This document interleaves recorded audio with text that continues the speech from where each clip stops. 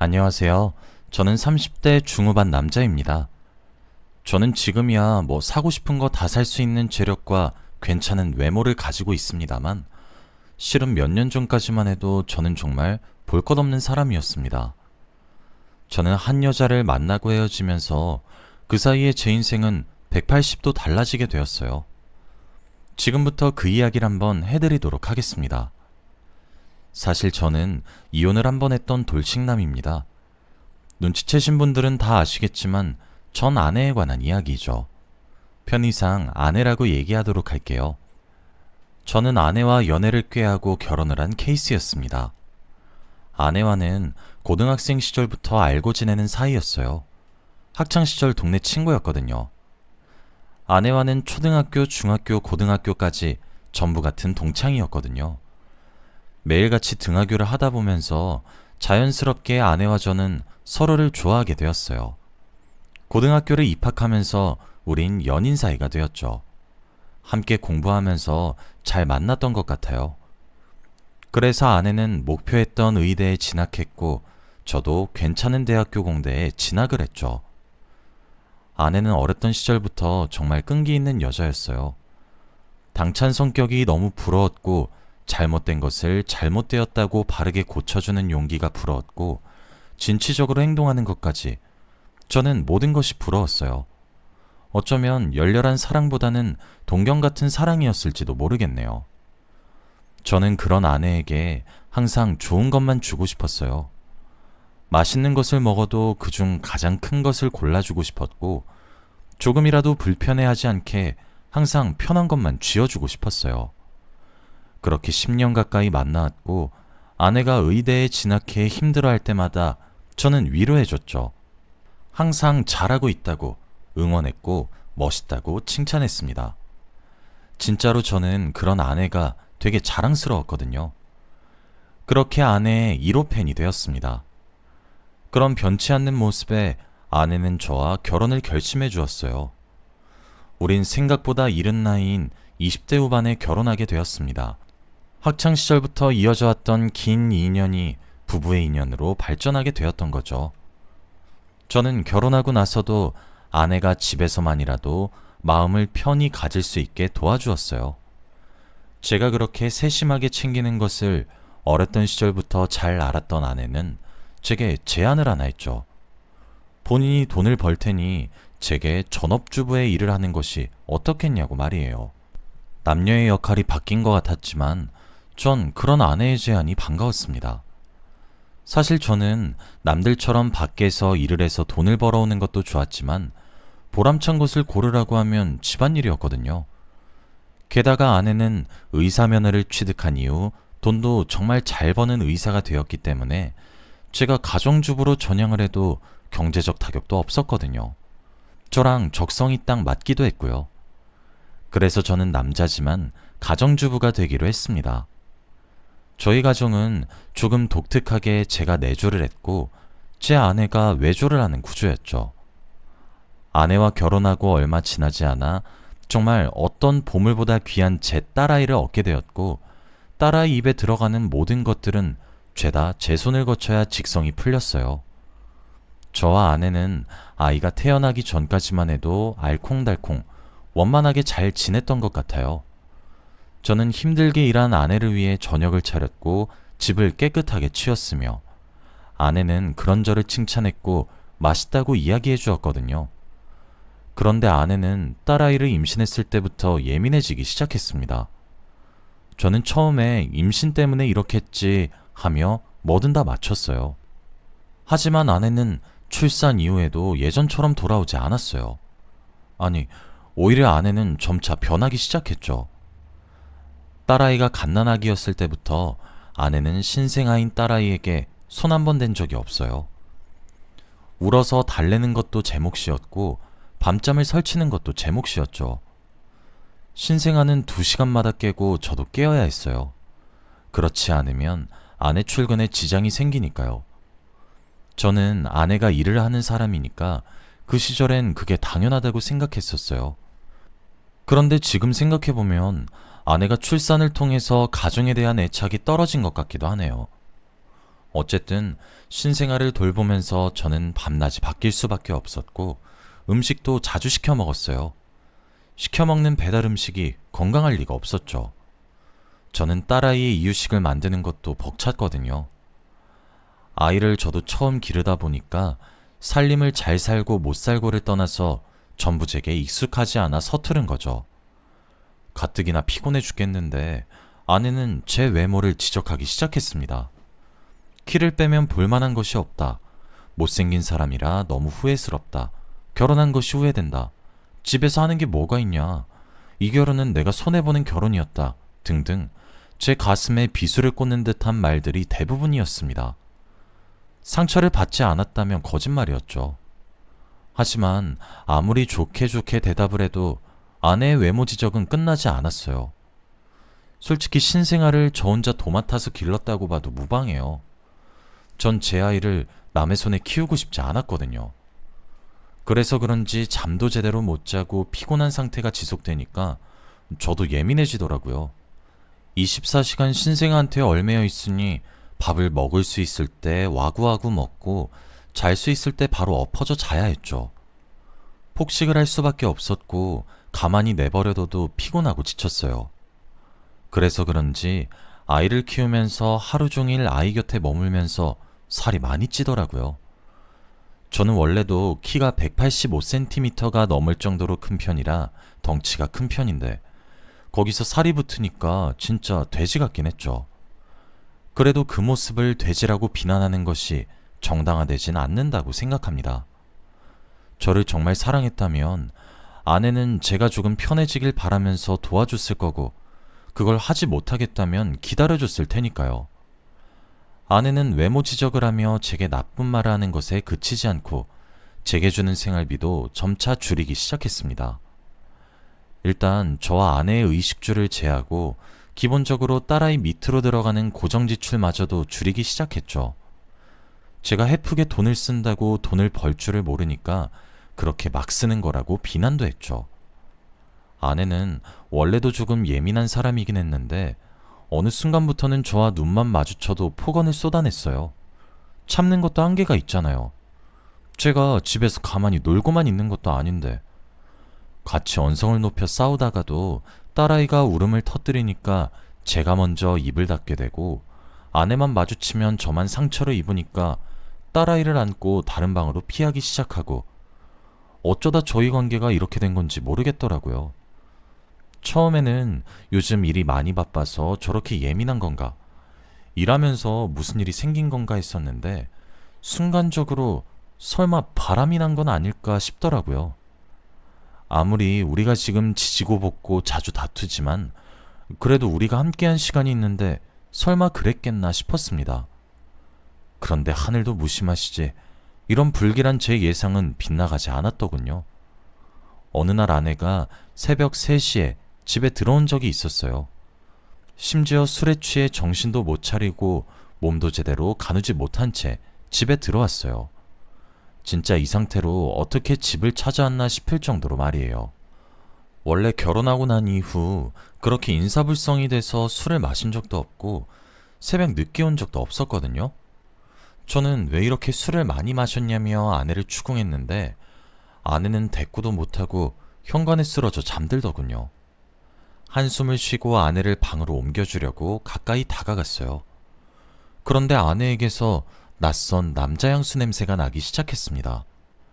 저는 설마하면서 아내의 지문을 이용해 아내의 휴대폰 잠금을 해제했고 대화창을 열어봤어요. 제게는 이제 불러주지도 않는 낯간지러운 애칭과 색깔별로 날아다니는 하트들로 도배된 대화창, 사랑한다는 말들과 얼른 저와 이혼하고 싶단 말과 함께 욕으로 도배된 저의 이야기. 아내는 외도를 저지르는 중이었습니다. 그런데 거기서 제 충격은 끝나지 않았어요. 아내의 외도 상대는 저와 아내의 결혼식 사회까지 봐줄 정도로 친한 제 친구였죠. 대화창을 보면서도 정말 믿기지가 않았습니다.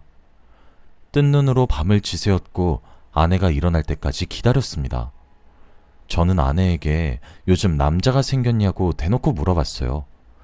그런데 아내는 오히려 제게 정말 당당하게 소리를 빽 지르면서 가뜩이나 사회생활 한다고 힘들어 죽겠는데 집에서까지 날 못 잡아먹어서 안달이야. 아, 지긋지긋해. 하며 다시 집 밖으로 나갔어요. 저는 집에 혼자 남겨진 듯한 기분이 들기 시작했죠. 그날 이후 제가 어느 정도 눈치를 챘단 사실은 인지했을 텐데도 아내의 행동은 점점 더 심해지기 시작했어요. 아예 집도 들어오지 않기 시작하더라고요. 제가 전화를 해도 받기는커녕 전화를 꺼버리기 일쑤였고 어쩌다 들어오는 것도 갈아입을 옷만 챙겨나가는 수준이었죠. 전 그래도 가정을 지키고 있었습니다. 저도 지긋지긋한 집구석 나가버리고 싶었는데 제겐 아직 어린 딸이 있었어요. 방긋 웃는 얼굴을 보고 있으니 저마저 집을 버릴 순 없겠더군요. 다시 돌아오겠지 하면서 아내를 기다렸어요. 하지만 아내는 어느 순간 제게 줄여서 주던 생활비조차 다 끊어버렸어요. 제가 경제적 활동이 없어 경제권이 없다 보니 아내가 생활비를 주지 않으니까 정말 곤란해지더군요. 적금을 하나 깨서 그걸로 아끼면서 지내고 있었어요. 아내가 돌아온다는 보장도 없고 기약 없이 기다리고만 있을 수 없다는 생각에 일을 해야 되겠다고 생각했죠. 집에서 부업으로 할 만한 일을 알아본다고 아내의 노트북을 열었어요. 아내는 의사가 될 정도의 똑똑하고 비상한 머리를 가지고 있었지만 치밀한 사람은 아니었나 보더군요. 노트북은 아내의 메신저가 접속된 채로 있었고 저는 아내의 메신저를 전부 훑어볼 수 있었어요. 본의 아니게 말이에요.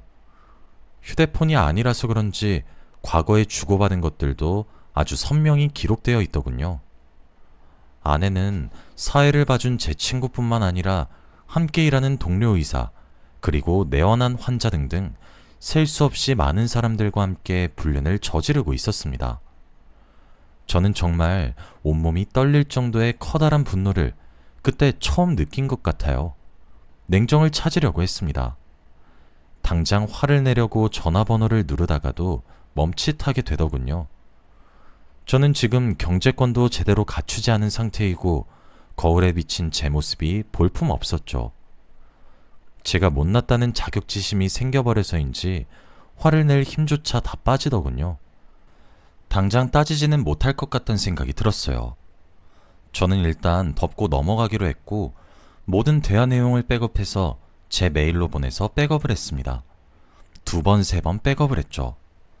저는 백업을 하면서도 한두 번이어도 용서를 할까 말까인데 너무나도 잦은 아내의 불륜에 큰 충격을 받았고 복수를 다짐했습니다.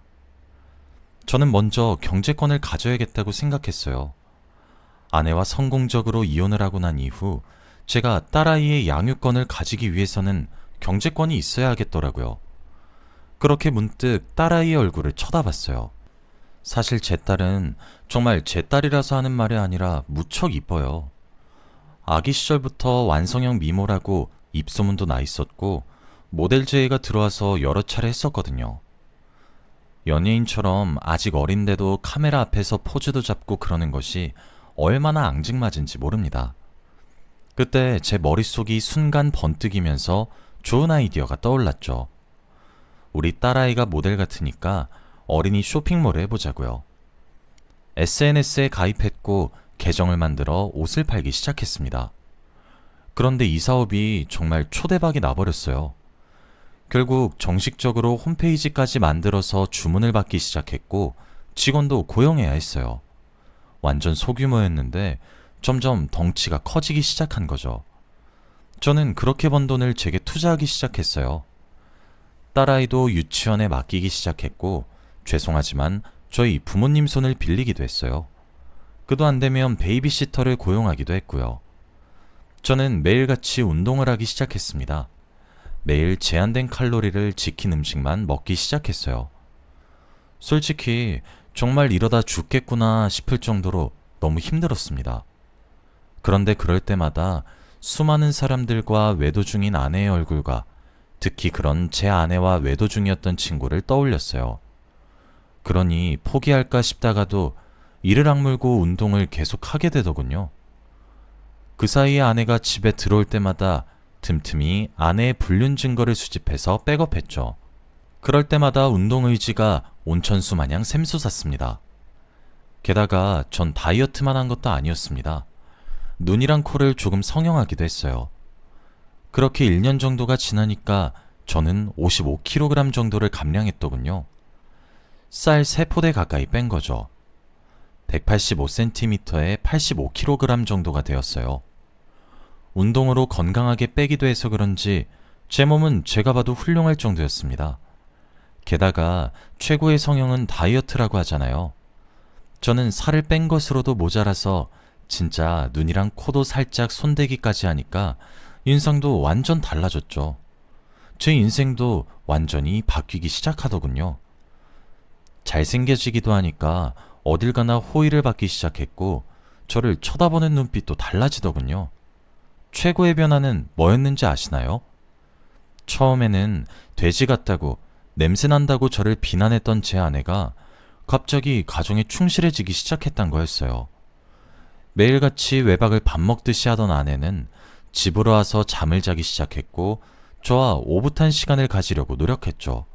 갑자기 저희 딸아이와 놀기 시작한다던가 그러면서요. 노력하려고 변화된 아내의 모습에 마음이 풀릴 것 같기도 했어요. 어쨌든 표면적으로 다시 돌아온 아내로 인해 제 가정은 화목해졌으니까요. 하지만 제가 받았던 상처가 정말 컸던 탓인지 저의 변화된 외적인 부분 때문에 옛날처럼 변한 아내의 모습이 외도를 저지른 아내의 모습과 겹쳐지면서 이전처럼 아내를 사랑하게 되진 않더라고요. 오히려 아내가 다가오면 다가올수록 저는 피하기 시작했어요. 그러다가도 저 하나만 참으면 우리 가족은 문제가 없으니까 참고 살까 싶었습니다. 그렇게 마음을 굳혀가던 어느 날이었어요. 늦은 새벽에 저와 함께 잠들었던 아내가 슬며시 일어나 화장실로 가더니 누군가와 몰래 통화를 하더군요. 아내는 가정에 충실하겠다고 제게 이야기했고 노력하겠다고 약속했으면서도 남자 관계를 정리하지 않았더군요. 저는 아내를 몰래 따라가 통화를 엿들고 있었어요. 자기야, 나도 자기 얼마나 보고 싶은지 몰라. 달콤한 애칭으로 사랑스럽게 말을 하는 아내의 모습에 어이가 없었던 저는 문을 벌컥 열었어요. 그리고 아내의 휴대폰을 빼앗아 화면을 확인했죠. 전화번호가 익숙하더군요. 아내는 제 결혼식 사회를 봐줄 만큼 친한 친구와 외도를 저지른 것도 모자라 이번에는 제 여동생의 남편, 즉 제 처남과 외도를 저지르고 있더군요. 친구로도 모자라 제 여동생까지 건드리는 아내의 모습에 일말의 기대로도 저버리게 되었고 저도 그제서야 아무런 미련 없이 이혼을 결심했습니다. 저는 그동안 아내가 스스로 변할 수 있는 기회를 많이 주었다고 생각했죠. 저는 이혼하자는 말을 하고 딸아이를 데리고 그 집을 나왔습니다. 제가 이제까지 아내와 헤어지고 싶었던 순간이 정말 없었던 건 아니었어요. 어떻게 없었겠습니까? 제 믿음을 저버리는 그런 여자에게 복수하고 싶었고 헤어지고 싶었어요. 아예 맞바람을 피워서 제가 겪었던 것들을 그대로 겪게 할까 싶기도 했고요. 그런데 제겐 딸이 있잖아요. 남편이기 이전에 아빠였죠. 그래서 적어도 딸아이에게는 떳떳한 아빠가 되고 싶어서 참았던 거였어요. 저는 아내에게 이혼을 선언했습니다. 아내는 제 말에 처음엔 코웃음을 치더군요. 제가 옛날처럼 아내의 말 한마디에 빌빌기던 놈처럼 보였었나 보더라고요. 저는 아내의 모습에 조용히 분노했고 이젠 저도 돈을 벌 줄 아니까 최고의 변호사를 섭외했습니다. 게다가 전 아내가 몇 년에 걸쳐 아주 오랜 시간 동안 바람을 피웠다는 증거들도 틈틈이 가지고 있었죠. 아내는 제게 생활비를 지급하지 않고 제게 수차례 폭언을 일삼으며 가장의 역할에 충실하지 않았다는 점과 외도를 일삼으며 저희 가정에 충실하게 임하지 않았다는 점을 근거로 하여 제가 승소하게 되었고 아이의 양육권 또한 제가 가지게 되었습니다. 아쉽게 친권은 제가 박탈하지 못하게 되어 있어서 한 달에 한 번 만날 수 있게 면접 교섭권까지는 못 빼앗았어요. 아내가 이제껏 만난 모든 사람들에게 상간자 소송을 실시했어요. 꽤 시간이 흘렀지만 그렇다고 해서 불륜을 저질렀다는 사실이 사라지는 것은 아니었기 때문에 모든 상간자 소송 또한 제가 승소할 수 있게 되었습니다. 그도 그럴 것이 제가 대화 자료를 틈틈이 아내 몰래 백업해서 모아놨더니 그 자료들이 워낙 많고 방대해서 그들이 불륜이란 사실을 부정할 수 없게 되었더라고요. 아내는 제게 재산 분할을 40%가량 주게 되었고 위자료도 지급하게 되었으며 양육권 또한 빼앗겼어요. 명명백백하게 유책 배우자라 항소의 틈도 없었죠. 아내는 이를 으드득 갈면서 저를 저주하더라고요. 얼마나 고소했는지 몰라요. 저는 처남에 대한 상간자 소송을 진행하기 전 여동생에게 모든 사실을 알려주었어요. 알고 보니 처남도 제 아내랑 똑같은 놈이었더라고요. 여동생도 저와 함께 이혼 소송을 했죠. 누가 남매 아니랄까봐 저희 남매는 똑같이 이혼 소송에 승소했습니다. 저는 받은 재산 분할과 위자료들을 모았어요. 솔직히 진짜 억소리가 절로 날 정도의 커다란 돈이더라고요. 상간자 소송만 10대 명이 넘었으니 당연한 일이겠지만요. 그 돈으로 저는 여동생과 저희 딸이 함께 살 아파트를 하나 구매해서 지금 함께 살고 있습니다. 여동생도 그 이후 이혼을 했고 제 도움으로 양육권을 가져올 수 있었어요. 여동생도 아들을 혼자 키워야 해서 그냥 저희 남매가 함께 살게 되었어요. 그러면서 저는 제 딸아이를 여동생에게 맡기고 여동생에게 급여를 지급하기로 했죠. 또 제가 옷 샘플들을 가져오면 제 딸아이와 조카에게 입힌 것을 여동생이 사진을 찍어 주었어요. 여동생이 사진학과를 졸업해서 꽤나 전문적이었거든요. 그걸로도 제가 급여를 꽤 많이 지급하고 있습니다.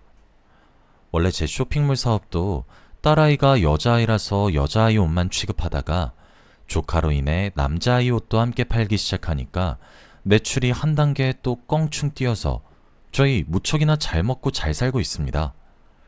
제가 이혼당한 아내가 딸과 얼마나 시간을 보내지 않았던 것인지 이혼을 하고 난 뒤에도 딸이 엄마를 찾은 적이 단언컨대 정말로 단 한 번도 없습니다. 면접 교섭권으로 인해 한 달에 한 번은 꾸준히 보긴 하던데 딸아이는 그 시간을 싫어할 정도죠. 그런데 이번에 딸과 이혼한 아내의 만남이 끝나고 난 이후 제게 연락이 왔더라고요. 그동안 미안했고 지금도 많이 사랑하고 있다고 후회한다고 하면서 말이에요.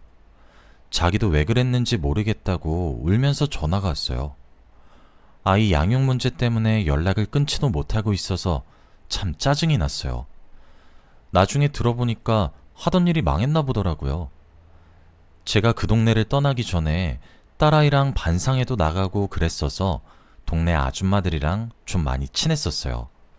그래서 입이 가벼운 한 아줌마한테 아내가 바람을 펴서 이혼할 거라고 슬며시 정보를 흘렸었는데 그게 세상에 동네에 소문이 나서 아내 병원이 문을 닫게 생겼더라고요. 얼마나 고소했던지 모르겠습니다. 어쨌든 저는 그렇게 후회하는 아내에게 말했습니다. 나 이제 어딜 가도 유부남으로 보이지도 않는지 대시도 많이 들어와. 너보다 돈도 많고 착하고 예쁜 여자도 만나고 있고 우리 딸도 무척 귀엽대. 얼마나 천사 같은지 몰라.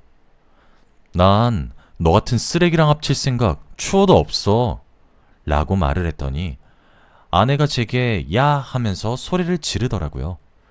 저는 쿡쿡 비웃으며 전화를 뚝 끊었죠. 제 가슴에 비수만 꽂던 아내가 드디어 제 심정을 조금이나마 이해하게 된 걸까요? 씩씩거리며 분을 못 이기는 아내 모습에 복수를 한 것 같아 후련하네요. 저는 앞으로 잘 살아갈 것입니다. 제 이야기는 여기서 끝입니다. 여러분들이 저희 부녀 많이 응원해 주셨으면 좋겠어요. 긴 이야기 들어주셔서 감사합니다. 행복하세요.